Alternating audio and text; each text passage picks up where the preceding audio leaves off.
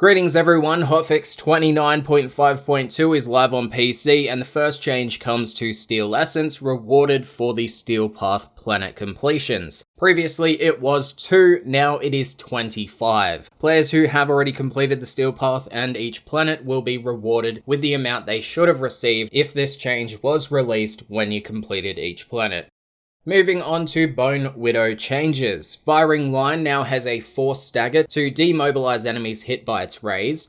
Shield Maiden now has a larger health pool and increased angle of blocking. It's 160 by default and 220 when holding the shield, and Exalted Iron Bride.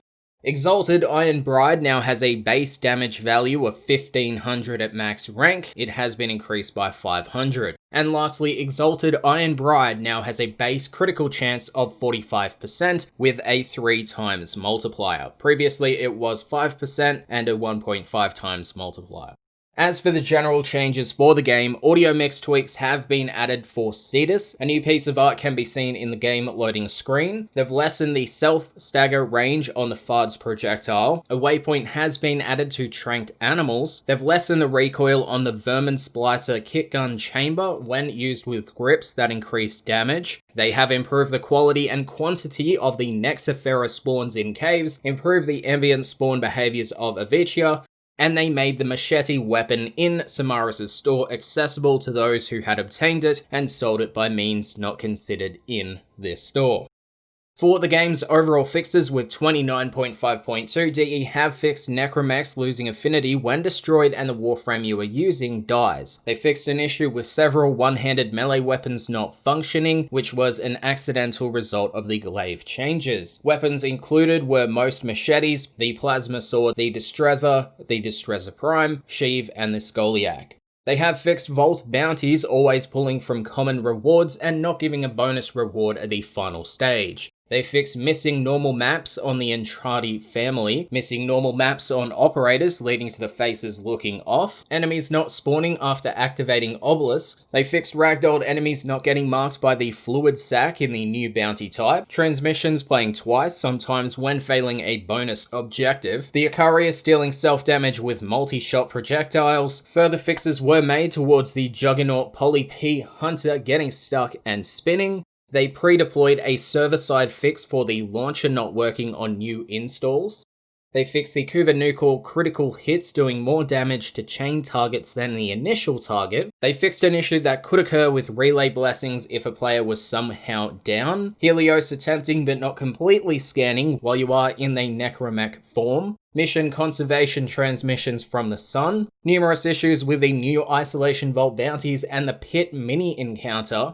They fixed crashes associated with the Infested missed Isolation Vault bounty, a crash that could occur if a mission was finished or aborted while you were joining, a crash associated with the Protea boss fight. They partially fixed a progression stopper with the Protea boss fight, and they are still working on the issue. It's not fully resolved. They fixed a crash that could occur in the Jupiter Gas City tiles, numerous additional crashes, a script error when viewing Syndicate reputation options in a relay, planets, chat, and other UI elements disappearing after a mission, a placeholder tag appearing in a string of text, sound balance issues with Requiem Murmurs, an issue with a fallen Necromech not spawning at the bottom of the pit monster.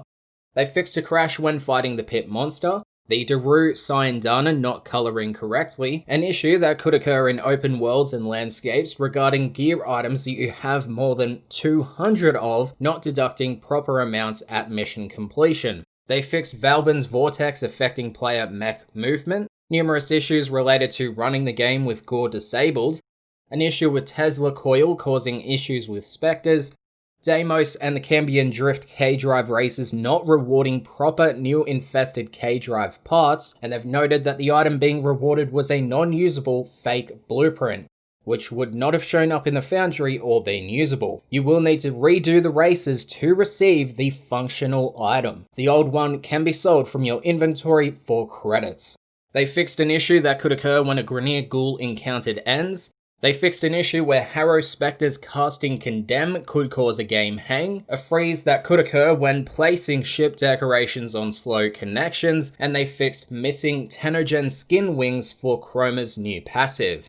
They also fixed the health bar of the contamination unit disappearing in the cracks in the Deimos bounty after a host migration, and lastly for Hotfix 29.5.2, they fixed Bonewidow's Exalted Iron Bride drain a second stat not appearing when hovering over the ability icon in the arsenal. Thanks for watching, and that was, once again, Hotfix 29.5.2.